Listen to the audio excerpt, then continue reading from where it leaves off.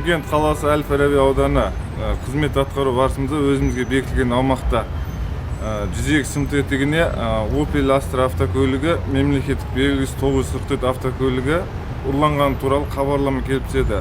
Жедел басқарма орталығынан ориентировка беріліп, план перехват беріледі. Сол кезде Opel Astra автокөлігін Момышұлы Иляева көшесіне анықталып, сол жерден ұсталынды.